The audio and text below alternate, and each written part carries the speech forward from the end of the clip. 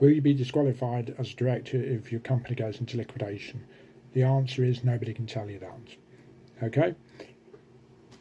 Going into liquidation does not mean you will be disqualified as a director. Unfit misconduct as a director can lead to director disqualification. Completely separate thing. The link between liquidation and the question of unfitness is the scrutiny and the investigation that comes from going into liquidation. When a company goes into insolvent liquidation in particular, liquidator will be appointed and has a duty to investigate the conduct of the directors. In the case of a voluntary liquidation, the conduct of the directors of anybody who's been a director for the last 3 years before the onset of liquidation.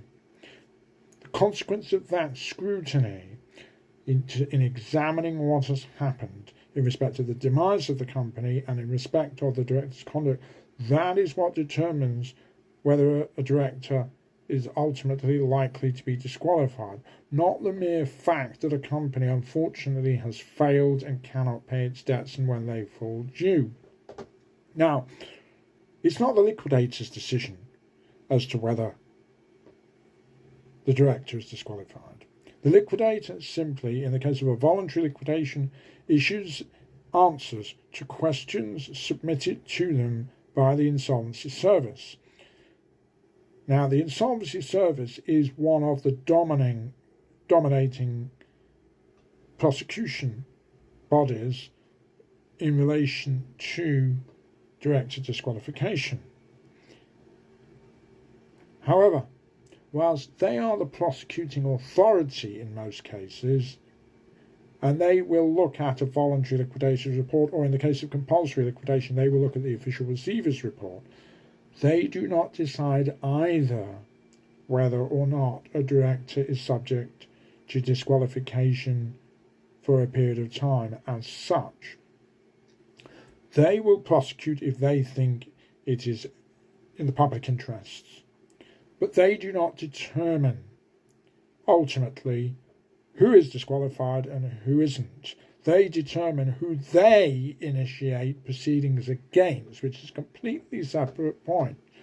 Just because the Insolvency Service has commenced disqualification proceedings does not mean that a director will be disqualified. And in fact, there was a case very recently, a case of Carl Roderick, who was prosecuted by the Secretary of State, and the Secretary of State, as far as Insolvency and Company Court Judge Mullen was concerned, decided that the Secretary of State got it wrong, and he dismissed the application for Carl Roderick to be disqualified for any period of time. Now, the Secretary of State is the person who brings the proceedings. Standing behind the Secretary of State, if you like, is the Insolvency Service. They are the body that effectively does all the work for the Secretary of State. The point is other than a court application, and then it's ultimately down to a judge, typically an Insolvency and Company Court judge, to make a decision as to whether or not a director is disqualified or not.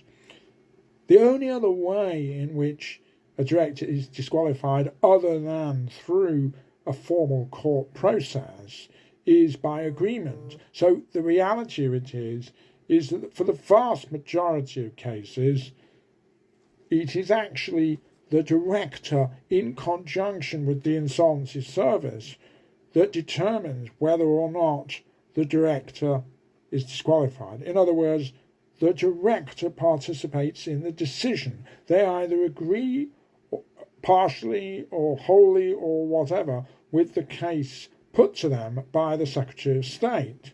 And they either agree by consent that they should act or shouldn't act as a company director for a period of time, or they disagree, in which case the prospect of matters going on for a court trial will then potentially roll on, unless, of course, the Secretary of State or the Insolvency Service changes its mind. But if they agree, then it's known as disqualification undertaking. If they disagree, then it may end up going to court. But the point is, it's an adversarial court process. And it's effectively the director against the Secretary of State. The Secretary of State puts its case forward to the court, and the director defends its position, assuming they want to, before the court, and then the court will decide. And that is ultimately how director disqualification proceedings operate. Secretary of State has to bring those proceedings within 3 years of a company going into liquidation if they want to go down the formal court process.